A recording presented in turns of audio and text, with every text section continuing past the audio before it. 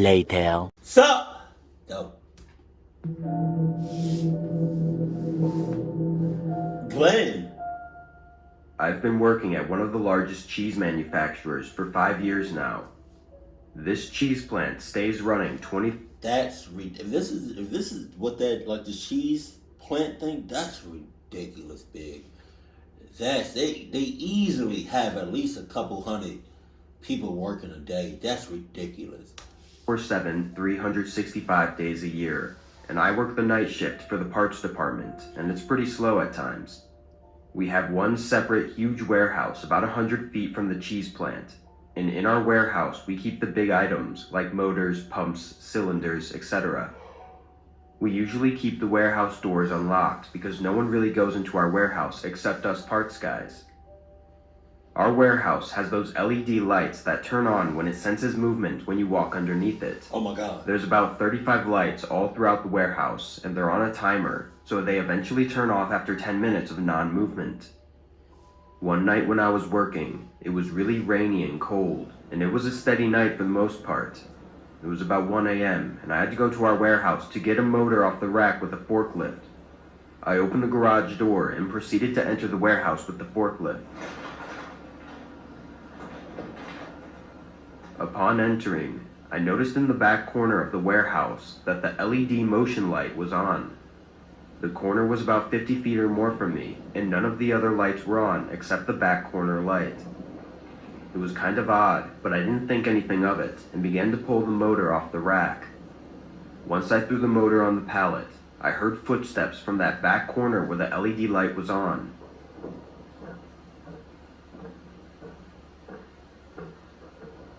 Hello? Is someone there? Okay. I didn't hear any response, so I was thinking to myself I was probably just hearing stuff. I drove the forklift out of the warehouse with the motor and took it to the maintenance guys. I talked to the maintenance guys for about 30 minutes and took a cigarette break too. I finally went back to our warehouse at about 2 a.m. to close the garage door that I had left open. I walked up to the garage door and glanced into the back corner of the warehouse and saw that the LED light was now turned off. I closed the door and was walking back to the main door to exit the warehouse, but then I heard footsteps again and saw the back corner LED light turn on, followed by a row of lights turning on. Oh my god. Someone was walking towards me. Hell no. As the lights were turning on, I saw a man dressed in all black emerge from the darkness. He had tattoos all over his face and looked me straight in the eyes. Oh yeah? You saw a man in all black coming towards you? Well, I saw Jesus. What's going on, man? What's going on? You good, player? You said it's my time? I knew it. I humbled a few words out, saying, "Who are you?" He looked at me without saying anything. I'm 6'2", so I knew I could take the guy if he tried to rush at me. Oh yeah, okay. I told him he shouldn't be in here, but he still didn't say anything and continued to give me this sinister look on his face. I called security on the radio and told them to come to the warehouse as we had an unauthorized person on the property.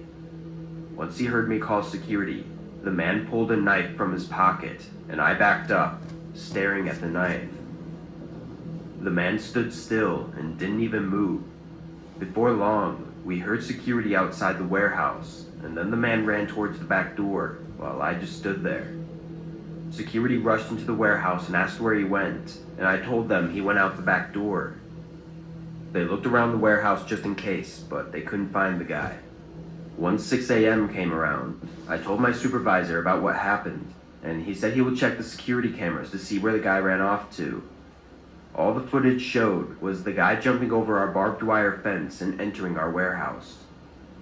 Since that day, my supervisor has made us lock the warehouse doors at all times. I just think about what that guy would have done if I hadn't called security. Shut up. You know what's gonna happen. Shut the hell up. I took my dog for regular walks around my neighborhood every night after dinner. There was nothing ever interesting about the walks. I basically just went around the block and then back home. For context, I'm a female in my late 20s and I live in a middle-class neighborhood. The town is considered very safe though, with a low crime rate. So? And I've never felt that I was in danger for the whole 15 years I've lived here, except for... You could be living somewhere for 80 years. The next year could be it. Could be Rex. Always have your guard up. Always have your guard. One night, it was just past 7, and I got home and ate a quick frozen dinner. Oh. Then I got my dog ready for the walk. It was winter, so the sun set early and it was dark, though the town does well at keeping the streets and sidewalks mostly lit up with street lights. As I walked, I turned the corner that connects to a path that goes directly alongside a park. This was my usual walk, as it makes a nice circle back to my house and takes a perfect 15 minutes. It was a quiet night, which wasn't uncommon during winter here. I stood on the snowy sidewalk, watching my dog sniff around a tree. Then I started looking around the park, when I noticed a car parked on the side of the road up ahead, right next to the sidewalk I was on. Time to go. All of its headlights were off, but the light inside the car was on, and I could see someone moving around the front seat. Time to go! I tried not to make it obvious that I was looking at them, just in case they saw me, but I was really curious about what they were doing. What'd they say? What'd they say? Curiosity got the condoms and clucked your ass, yup. The location they were parked at was not really near any houses, and it was a bit late and cold, so I wasn't sure what they were doing. I wasn't worried or anything. I was just unsure. What? I tugged my dog's leash and started walking along the path again. Getting closer, I saw that it was a man, and he seemed to be looking for something in his car, searching frantically through his glove box. I was still half looking and half looking away, trying not to be noticed, when the man suddenly looked up and made eye contact with me. Oh my God. My first reaction was to look away, but then I looked back. I was only 10 or 15 feet from his car at this point, and the man held his hand up in a friendly gesture and rolled his window down. "Excuse me, would you mind helping me out with something?" he yelled through his window. First of all, shut all that shit up. I don't know who you talking to, but it's not me. You may be talking to my after image, because I was already long gone in my house chilling with everything locked because I checked the checklist.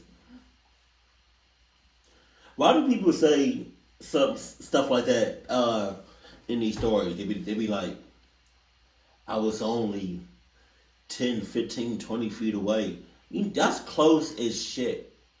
If you that close, you might as well just be up close and personal. Like if you're in a clutch situation, and you like 15 feet away, you might as well be 5 feet away.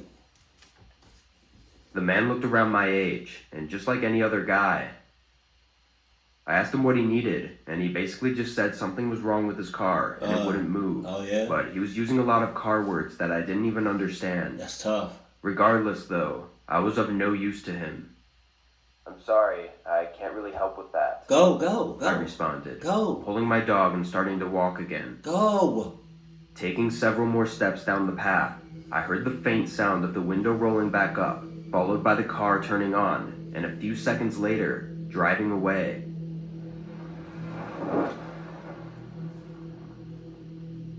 I turned around, watching the man drive his small car down the road as if nothing was wrong at all. Seeing that made my stomach drop, and after a few seconds, I turned back around and started walking a bit faster.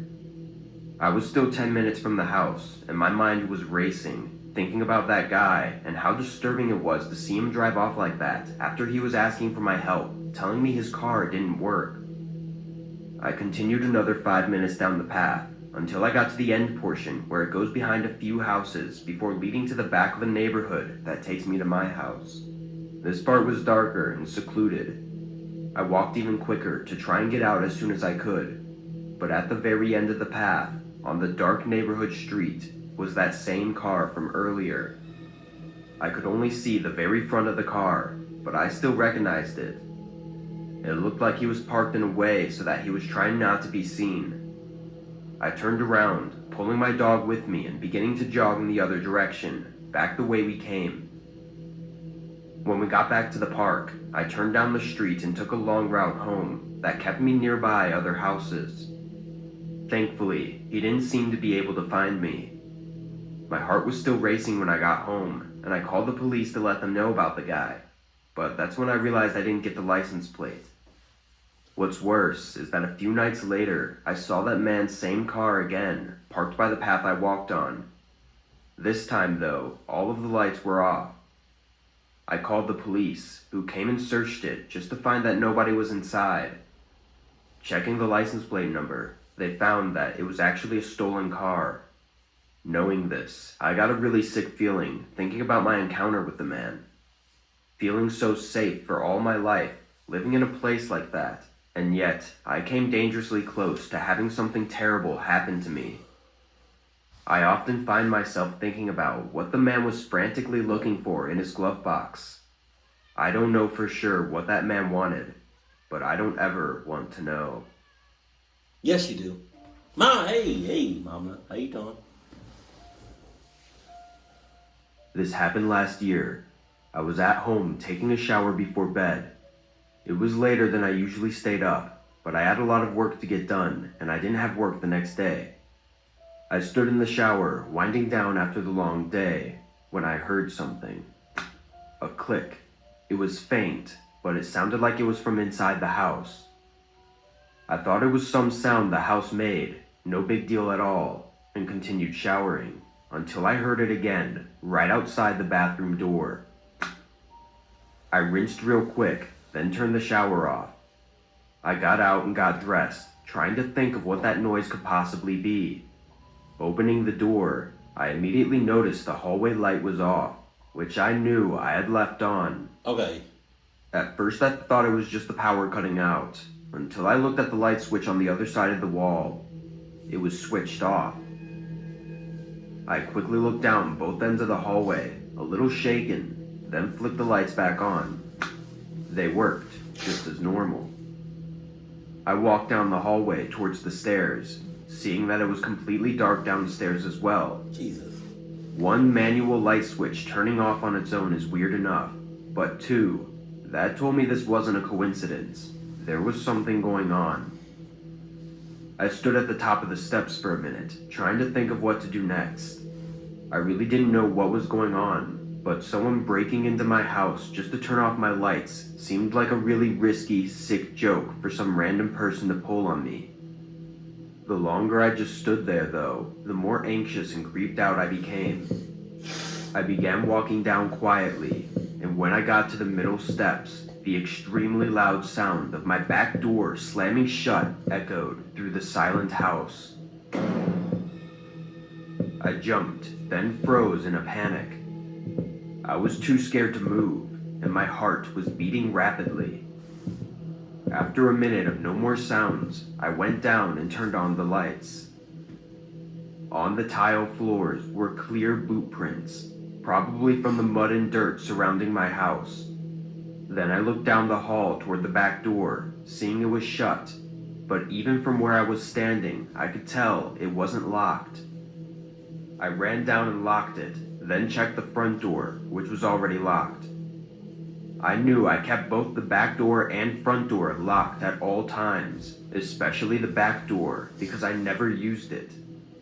Strangely though, all the windows were still locked and intact, so whoever it was must have found a way to unlock the back door.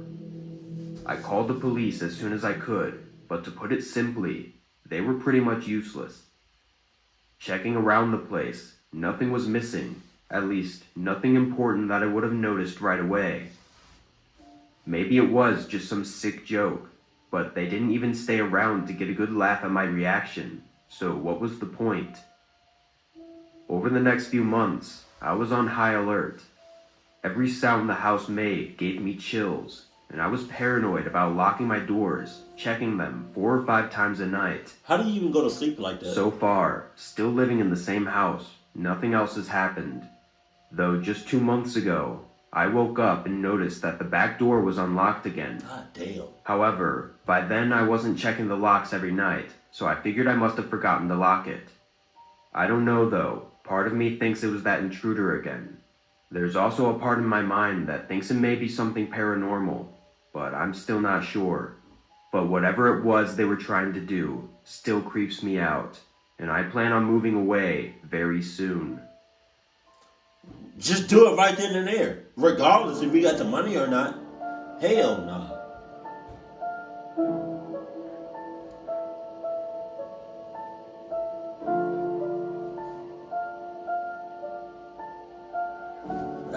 Ugly.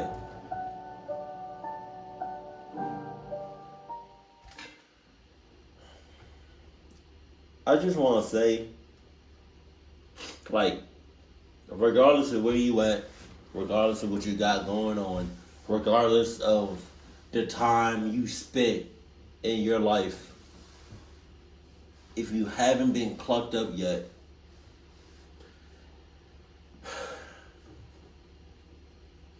it might be a good percentage that you get clucked up in your lifetime. At least once. At least once. And with that being said, you need to have your guard up. At least 24/7.